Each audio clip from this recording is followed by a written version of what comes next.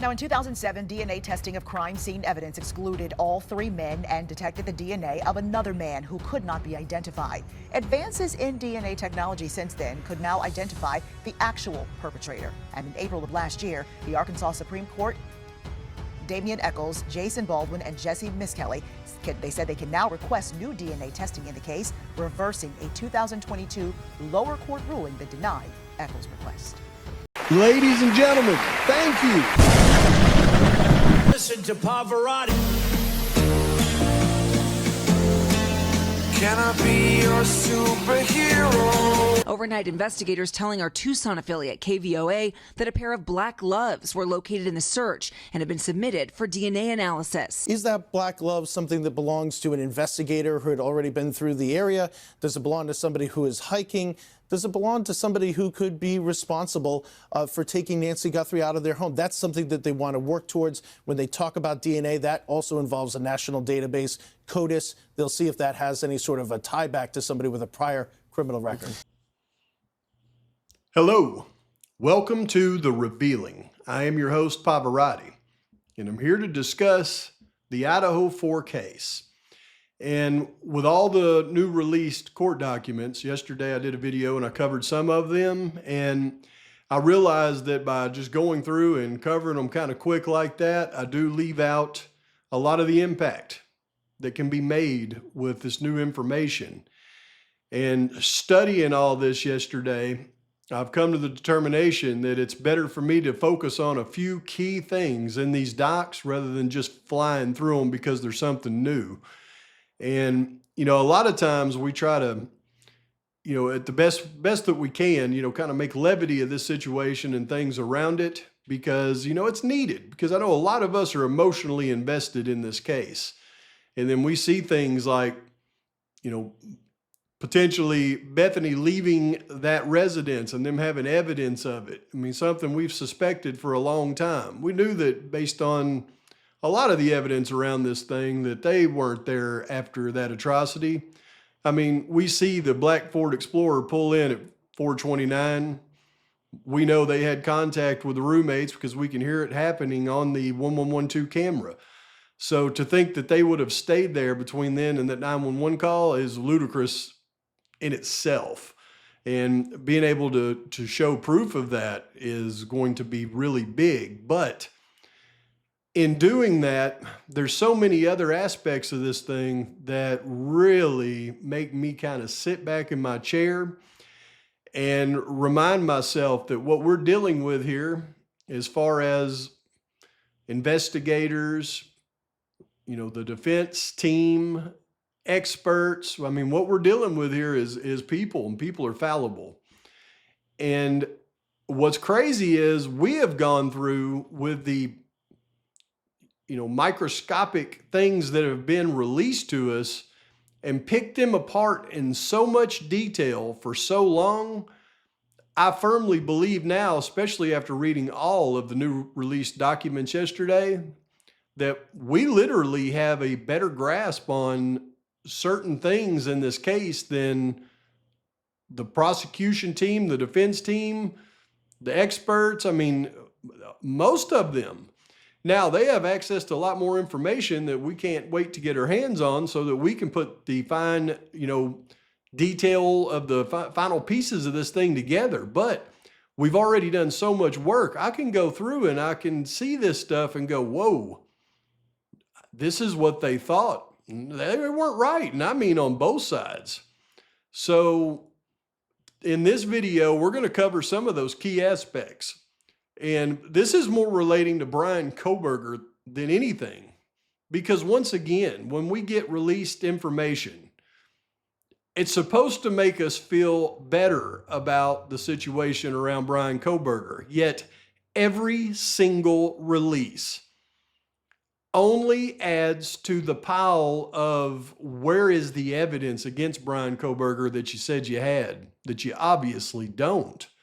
In yesterday's video, we talked about what the FBI was going to do with the cast. And you got to remember this. There is no cast on the night of the atrocity between 254 and 448. There isn't any. The only thing that they could have focused on was what happened before 254 and what happened after 448. There wasn't any other data in there. So when they talk about the drive testing and everything that's relevant to that, they're referring to the 23 prior trips and the trip the morning after, where Kohberger went to the ATM machine. They said he returned to the neighborhood. We now have video proof that he didn't return to the neighborhood. That was wrong. And instead of going through and giving all the detail, like Ann Taylor said in the hearing, that, hey, there's handoffs. You knew he wasn't at the house. What they tried to do was compile all that data from their CAS draft report and just summarize it in a CAS final report so that everybody didn't have their eyes on it. It's egregious. It's totally egregious because it is those 23 prior trips that really bring the case together for them, because it certainly isn't the vehicle identification of the Hyundai Elantra, as we've proven over and over and over, that they were claiming a car that wasn't Bryan Kohberger's was Bryan Kohberger. I mean, it's unreal. It's unfathomable. Unfathomable. It's crazy. So, but what I'm going to do in this one is I'm not going to bore you to death. I'm going to give you some real information. And I'm going to start with some of the things that I read in these new docs that made me go, whoa, because we've already covered it. And it's just further verification of what we've already discussed. And there's two main things I'm going to focus on in this video. As you've seen in the opening, I gave you some examples of how DNA exonerated people and how they were using DNA here recently in a major case that was almost as big as the Kohberger case or the Idaho 4 case, as it related to evidence that they were using to try to figure out who a suspect was, right? They found a glove almost 2 miles from Nancy Guthrie's house that they have no idea who left the glove. Yet they were processing it for DNA evidence and entering it into CODIS. So that, coupled with what I think everybody has the mindset of, and it wrong on our side as well, because I hear people confirm it daily. And that is, they never, ever have said that it was Bryan Kohberger's DNA on the knife sheath. Everybody just assumes and concedes, well, yeah, that was his DNA on the sheath, but how did it get there? Did they plant it, or, was it transferred? I mean, how did his DNA get on that sheath? They've never said this is Bryan Kohberger's DNA, because they can't. All they've ever said is this DNA is 5.67 octillion times more likely to be Bryan Kohberger than an unrelated individual randomly selected from the population. That is not, this is Bryan Kohberger's DNA. That is, we've got a statistic here we're providing to say it's Bryan Kohberger's DNA. And as I've gone over many times, that statistical analysis is the prosecutor's fallacy. And here's something else I'm going to point out. I just ordered another K-bar knife. I just ordered another one from Amazon. I went ahead and opened this one for this video. That, and we're about to go fishing here the next couple of days, and I'm going to have this thing tied to my hip, but I just pulled it out of the Amazon package, and just so everybody can see, it is very consistent with the knife sheath that was found at the scenes. I know I've seen people, well, this isn't what happened. This isn't like the one ordered from Amazon. No, this thing is pretty close to the one that came from the scene. And this is fresh, new, out of the box, what it looks like. I wanted y'all to be the first to see it. Now, what does it look like when we take it off? I'm excited to see this myself.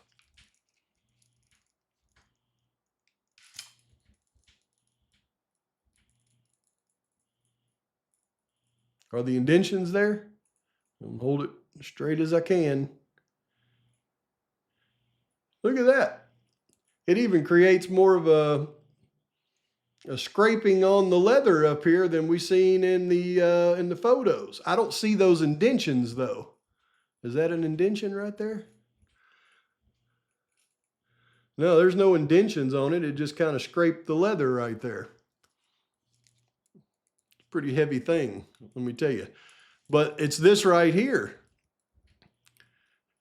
Now, I made some observations in videos a few months ago, and that's why I ordered this particular knife sheath. Now, my kids who just graduated from college are supposed to be getting with some folks over at the college to complete my experiment. That's why I ordered another one, because I'm going to have one of these tested right from Amazon to see if it comes from the factory equipped with touch DNA, which I suspect that it does.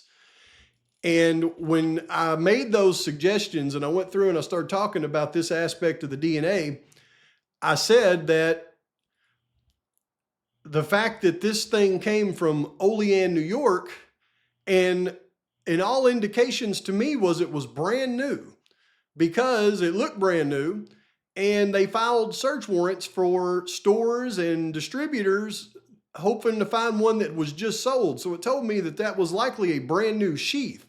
And if it was brand new, then that means it just came from the factory. If they got it right and it was Amazon, then it would have come from the factory equipped with touch DNA already on it. And that's my hypothesis. I will, when I get the new one in and the kids finally get me with the DNA person at the college, I will get that experiment done. I'm going to try to do it on camera for you. But now that these new court docs have been released, I had to go ahead and do this. It is pretty heavy, I'll tell you. But I had to go ahead and do this. I'm going to put it back in here.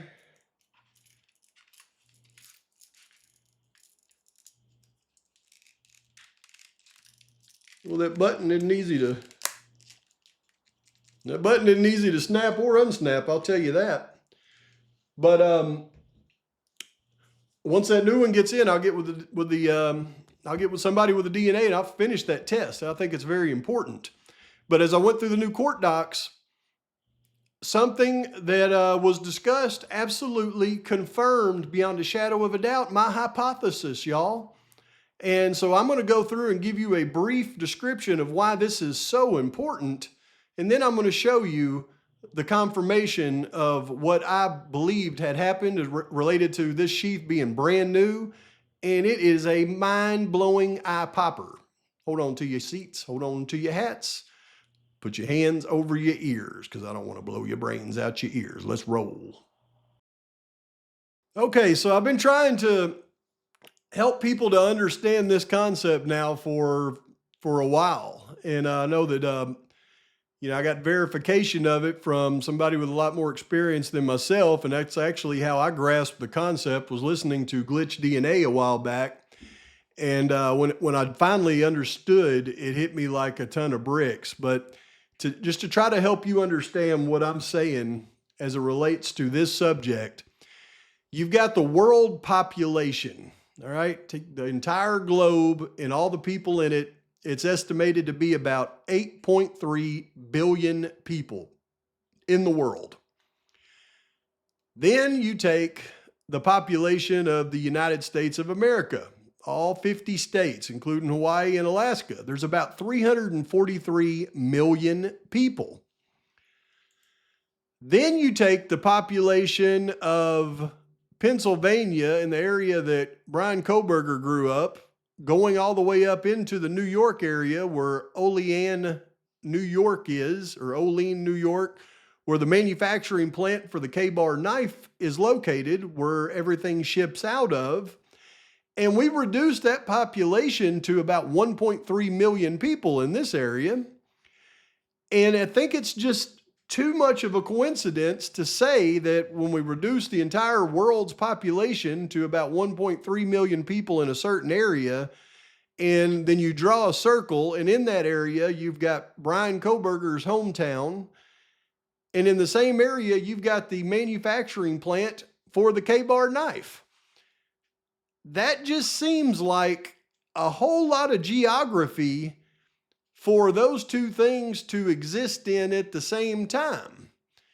Then we bring in the aspect of this case that's different from almost every other case in history, and that is the use of forensic genetic genealogy or investigative genetic genealogy, the IgG, where they take a piece of evidence from a crime scene and they find trace DNA on this evidence of this knife sheath that is obviously brand new, according to what we thought. And then they take this and they start removing all of the information. They create a whole genome sequencing of the DNA on this sheath. And then in doing that, they remove all of the genetic markers from everybody in the world, everybody in the United States, and then they focus on people in this particular area right here that just happens to have similar genetic markers. And then they focus in a little bit more and they come up with a family tree of, we don't know how many people, but at the very least hundreds of people with this certain genetic markers. I mean, they have the same markers in this little area, this little family tree, in this little red box right here. They have certain genetic markers that everybody else in the country and the rest of the world seem to not have. And then based on that, the FBI looks at the people in this lineage and they select Bryan Kohberger out of that family lineage. And then they give Bryan Kohberger's name to the Moscow Police Department as a tip. Not as a match to the DNA, as we've learned through all of the court documents and court hearings in this case, but as a tip. And they said that tip came from the genetic genealogy and this family tree that they selected him from to provide to Moscow PD as this tip. Not that the DNA matched Kohberger, just that he was in this family lineage, they thought, and he was a likely candidate, so here's your tip. And then what happens? Then the Idaho State Police gets Bryan Kohberger's buccal swab. They then compare the buccal swab to the original DNA on the knife sheath. And then they create a statistic. But in the statistic that they create, they compare the match from Bryan Kohberger to the DNA on the sheath, and then they compare it to the global population, and that generates the statistic. 5 octillion to 1 that the DNA is the defendant's DNA rather than a random person selected from the general population of 8.3 billion.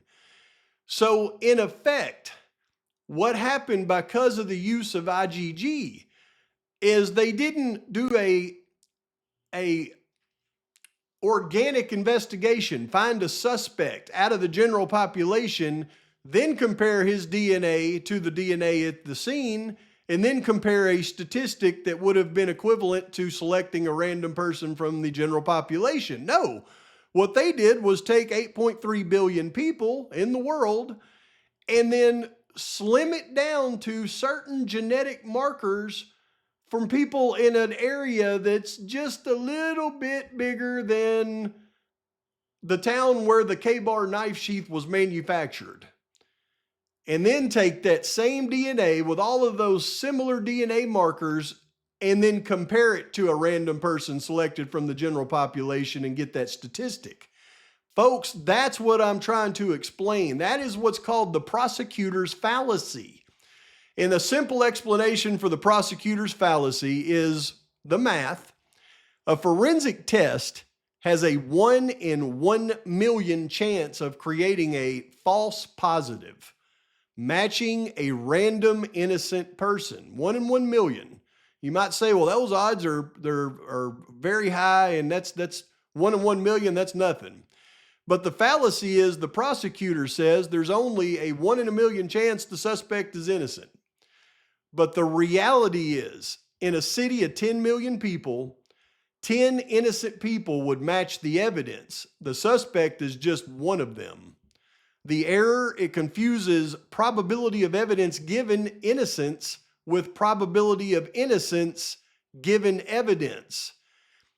That is the prosecutor's fallacy. But when you take this basic explanation of how false positives are generated in a statistic that's provided to determine if something is a match, and then you add anabolic steroids and you inject it with as much as you possibly can, then you get what happened in the Idaho 4 case.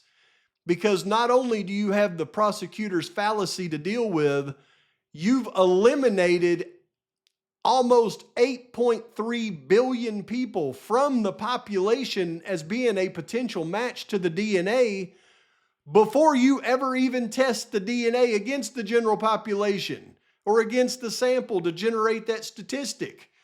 If you eliminate almost 8.3 billion people and you reduce it down to 1.3 million people in a certain area, that in and of itself would absolutely destroy the statistical analysis's validity. But to take it a step further and reduce it down to even more, to a few hundred or thousand people that share the same genetic markers, and then compare it to the DNA on the sheath and generate a statistic, you're generating a statistic based on the general population, a randomly selected individual, 8.3 billion people, and you've eliminated almost 8.3 billion people before you ever even perform the test.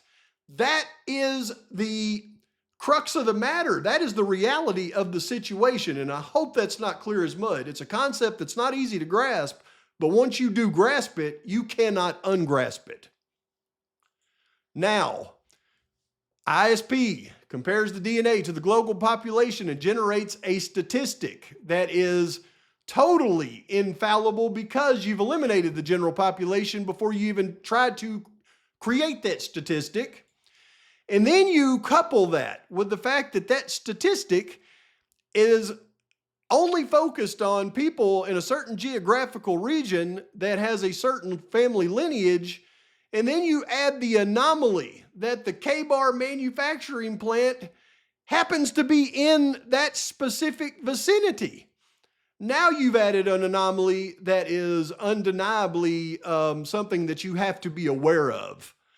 The only thing left in all of this calculation is, was that a new knife sheath or was it not? We now have confirmation. Because in these newly released documents, we have a claim from Brent Turvey, the defense expert in this case, and a response from Miss Sutton, the state's expert on crime scene recreation. And it is the most telling 2 paragraphs I've seen in this entire case. Number 1, the Turvey claim. A second reason Dr. Turvey feels that the sheath was staged. Number 2, the sheath was new and unused, as indicated by the absence of damage or wear to the leather. He confirms that knife sheath was brand new and unused. Sutton's response? Sutton will testify she is unsure why this proves that staging occurred. It could just as easily mean that the knife sheath was subjected to only light use in the past, or that it was purchased for this purpose.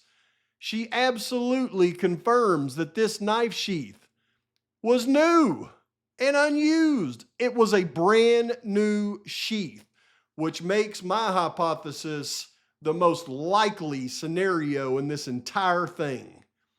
Confirmed.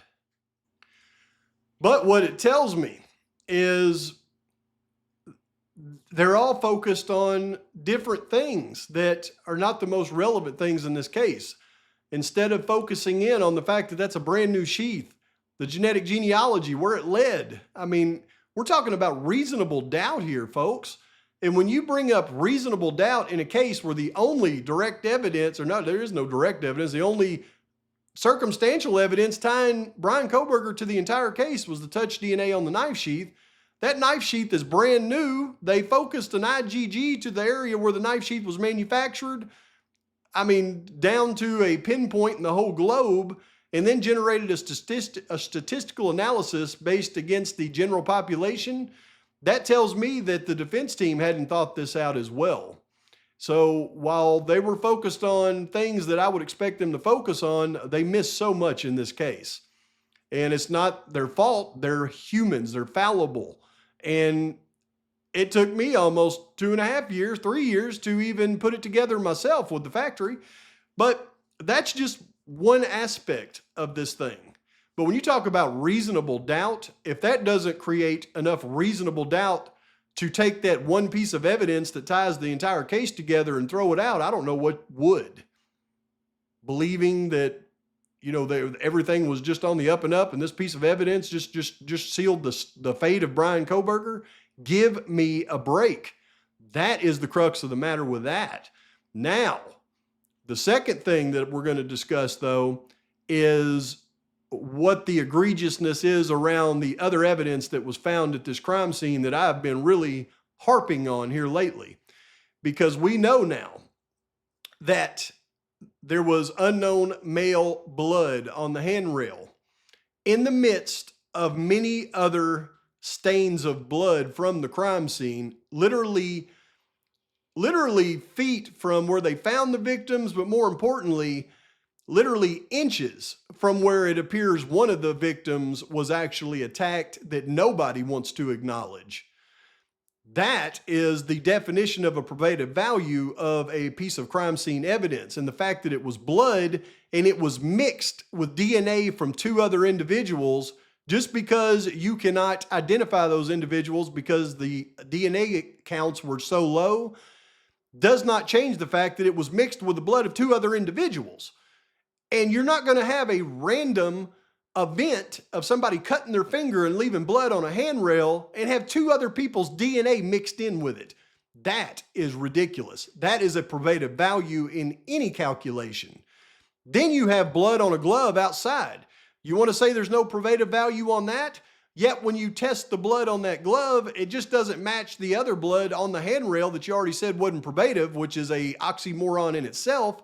But the fact that there is more than one person's blood on the glove, and just because the DNA is so low you cannot figure out who that one other person's blood is, does not mean that that blood didn't come from the crime. In fact, a person with a glove that has their blood and somebody else's blood within feet of the front door of a quadruple unaliving with a knife is the most probative thing I can think of in the world. Then you have a fingerprint on the rear sliding door that doesn't match the perpetrator that was found in blood. And that is, in my book, 3 different individuals that had access to this crime scene, was likely involved in the crime, that you have not identified and you have not attempted to identify.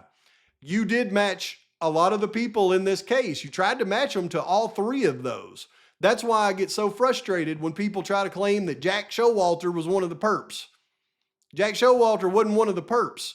Jack Showalter had his DNA taken, his fingerprints, and he was highly investigated in this case. I'm not saying that he couldn't have played a role as far as hooking somebody up or giving information or watching victims. I mean, I think that's very well possible. But he wasn't one of the perpetrators in the crime. He didn't match the evidence that they had from the perpetrators. They were investigated. Jack DeCore was investigated highly. Connor Chestnut was investigated highly, along with Jack Showalter. If you watch the videos that I've done on those 2 for a long time, I feel like they may have had some ancillary involvement in this thing. But they weren't the ones that did it, and they were investigated and cleared from the evidence in the case. But the fact that they did not pursue the other evidence at all, I believe, tells you everything you need to know about this case. Because there's not an agency around that would take a risk on not investigating real evidence in a case to find people that they know would have been an active participant in the case, just to close the case and take a chance on them not doing the same thing in the future. Because if they did the same thing in the future, and then all of the information got out around them not following the leads properly, it would make them all look like tardos.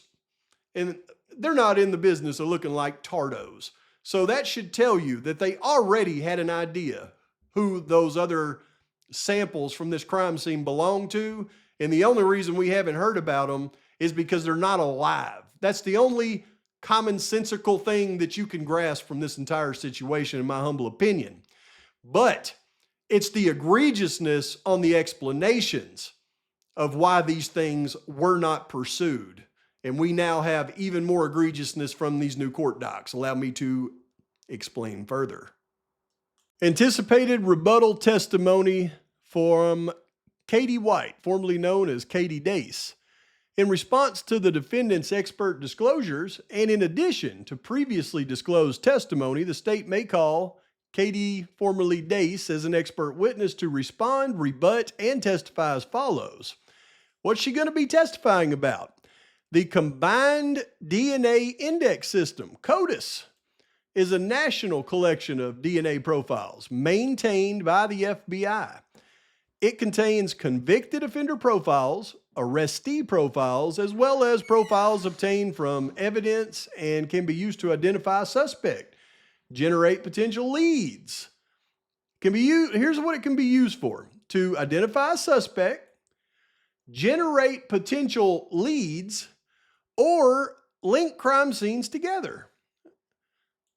Generate potential leads. That's not necessarily identifying a suspect, is it? Upon entry, profiles are automatically searched against the database and generate hits when a match occurs. In Idaho, individuals convicted of felonies and those placed on the SEX offender registry must be entered into CODIS. And then after 5 years, they can have all this reduced to traffic tickets.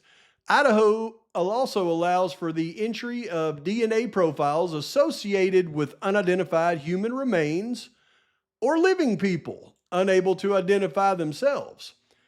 Idaho also allows for the entry of unidentified profiles generated from evidence associated with the crime, when that profile is believed to be from the putative perpetrator.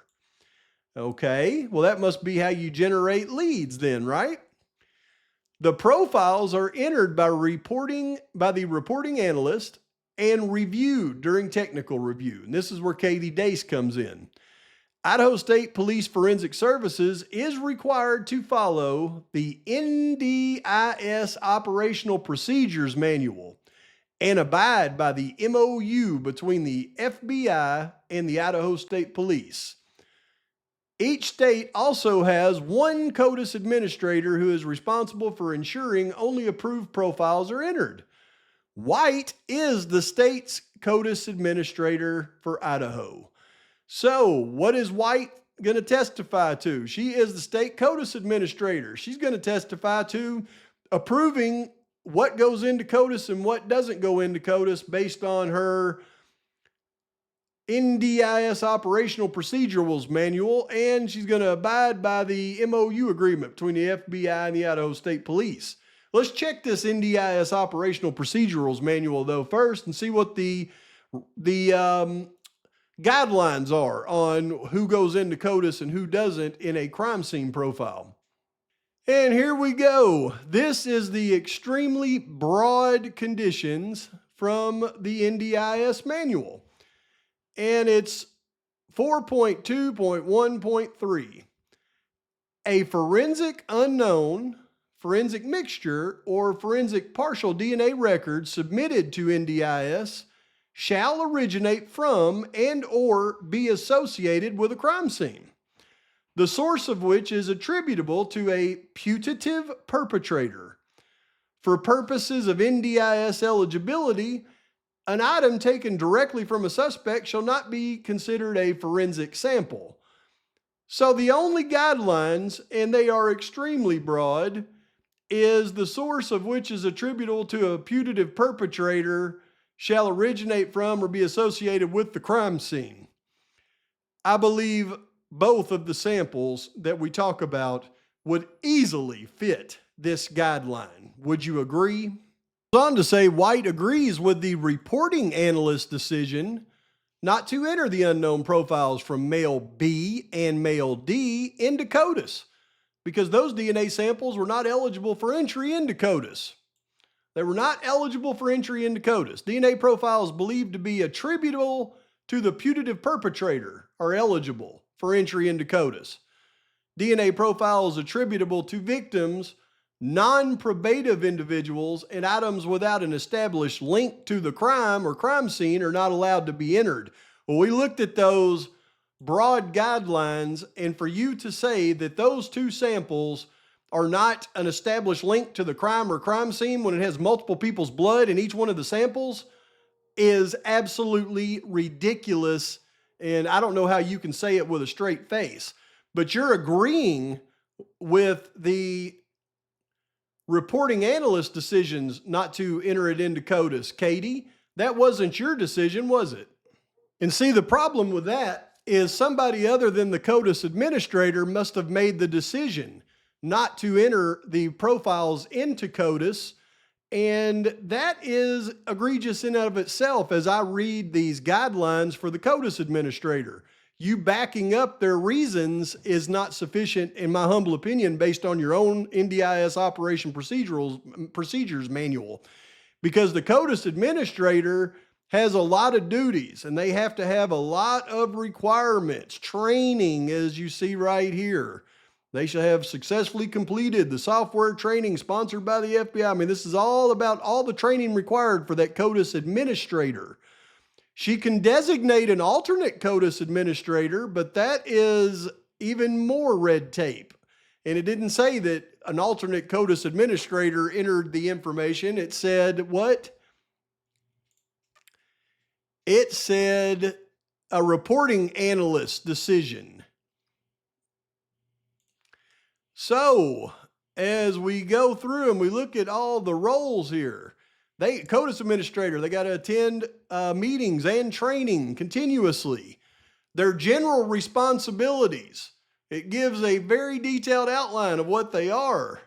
And they have to notify CODIS of anything that's add, removed, or updated in the CODIS user information. They have all kinds of stuff here. Compliance with CODIS security, compliance with QAS standards. But one of their main roles is to upload profiles to SDIS and NDIS, schedule uploads from local laboratories, and review of CODIS-generated reports. So since she is the only one that is qualified in all of this to actually upload profiles to NDIS, then she should be the one making the decision on the front end, not the back end, of who goes in and what doesn't. And that is not what happened in this case. The laboratory must justify entry of every profile put into CODIS, and many factors can influence eligibility. For a large crime scene, not all locations within the scene are always weighted equally in probative value. It's very common to locate non-probative biological stains within residences due to everyday activities such as consensual sexual activity, small injuries, and lack of cleanliness. Evidence located closer to a point of entry, a disturbed area, or a victim will typically be considered of higher probative value than other areas. A disturbed area, it is literally in the midst of blood cast off all around it for unknown male B. The point of entry, the glove is just outside the front door. Or a victim, well, how about all of the blood that's scattered all over the living room where a victim was obviously attacked? Give me a break. And when you say all of this, you're forgetting now. Well, you're not forgetting now because it didn't happen then, but we have all new all new arrows in our quiver to be able to call this absolutely ridiculous. For this case, a knife sheath next to one of the victims produced an unknown male profile. The victims were believed to have been stabbed to death, and the sheath's proximity to the victim's body provided the strongest link to a potential perpetrator. The residence where the crime occurred is heavily trafficked by college students, and the location of the blood spot on the underside of a handrail, male B, does not in itself indicate a link to the crime. It does when it has somebody else's blood mixed in with it, two other people, and it's in the midst of blood cast off and in the midst of an area where somebody was obviously attacked. A gardening style glove located outside the residence in a publicly accessible area produced an additional unknown male profile. It produced an unknown male profile with an unknown's profile mixed in with it. Male D, no DNA attributable to the victims was located on this item, and a direct link to the crime could not be established. Had the DNA from one or more of the victims been located on this item, it would have been CODIS eligible. Well, there's two unknown people in male B that you can't identify that were obviously from the victims. There was another unknown profile in male D you couldn't identify that was likely from one of the victims. But all of this is absolutely ridiculous now that we know this. Overnight, investigators telling our Tucson affiliate KVOA that a pair of black gloves were located in the search and have been submitted for DNA analysis. Is that black glove something that belongs to an investigator who had already been through the area? Does it belong to somebody who is hiking? Does it belong to somebody who could be responsible for taking Nancy Guthrie out of their home? That's something that they want to work towards. When they talk about DNA, that also involves a national database, CODIS. They'll see if that has any sort of a tie back to somebody with a prior criminal record. Generate potential leads. Now, she goes on to say, at the time, CODIS eligibility was determined. And you know what? You could have made that argument at that time because the public isn't quite as educated back then as they are today. But at this date and time, we know what can be entered into CODIS and what can't, and what's probative and what's not. And you're done. You're done now. Male DNA profiles A, B, and D were unidentified, and it was not possible for lab staff to know who would ultimately be linked to any one of the items. The CODIS eligibility determination was strictly made based on an evaluation of the probative value of each item. Yeah, right. So once again, it tells me that they didn't know which one of these they were going to hamper with the absolute sticking of the responsibility to this case. But in my humble opinion, it looks to me like they likely went with the one that was alive and not the ones that were deceased, because you know that they know whose blood was on that handrail and on that glove, because Ann Taylor even asked Rylene Nolan if she could determine if people matched samples in the lab without creating a statistic, and she agreed that she could. And I think that is clear indication that they knew whose DNA was on that glove and on that handrail, but they wanted to go with the person they could find that was alive, and they went with that little trace DNA on the knife sheath that was a brand new knife sheath that just happens to have been found through genetic genealogy, zeroed in on the factory that actually shipped the knife sheath out, and then created a statistic matching it against the general population, and then arrested Bryan Kohberger. And I'm sure that he's still sitting there to this day wondering what the heck has happened to him. I'm sure there's still people out there to this day waiting on the other shoe to drop, waiting for that evidence that they have against Bryan Kohberger to be released. Folks, it's never going to happen. I mean, good grief. After all this time, with every new release, not only does it not point to Bryan Kohberger, it continues to prove that they absolutely have just plucked this guy up and shoved him in a jail cell. When I look at other things, I've got so much to bring you with these new release court docs, but I'm going to bring them like I brought in this video so that they have the proper impact. It is absolutely mind-blowing, some of the things that they were going to actually go to trial with. That's how I know. See people, well, but nothing's happening, Pav. When you look at a leak investigation issued by a special prosecutor, I looked at the average time frames for them to complete an investigation such as that, and it's a year. It's a year. All right, so he was initiated back before July. It's several months away from July, so it takes a year for them to complete an investigation on average. But here's the thing. People say, well, yeah, but this will take 5 years post-conviction relief. What you're not taking into consideration as it relates to the leak is the judge ordered a special prosecutor in the midst of pretrial hearings to investigate a likely state leak of information that would have a big impact on a case. That has no precedent. Never been done that I can find in a case such as this, in a criminal case against an individual that was accused of a crime such as this right before trial. It's never happened. So when you have something like this that's that big, that's never happened, and we're waiting for that investigation to complete, and we have verification, it's ongoing right now. Once it's complete, regardless of what it finds, there is going to be things that are filed, and they will have to be taken into consideration because of the magnitude of the circumstances around them. And being that it has no precedence in the past, it's about to have precedence in the present. This thing is far from over, but there's so many more arrows in the quiver that defense team is going to have going into this that they didn't have, and I can assure you of that it is a foregone conclusion. So Pav will keep on paving on until this thing is done.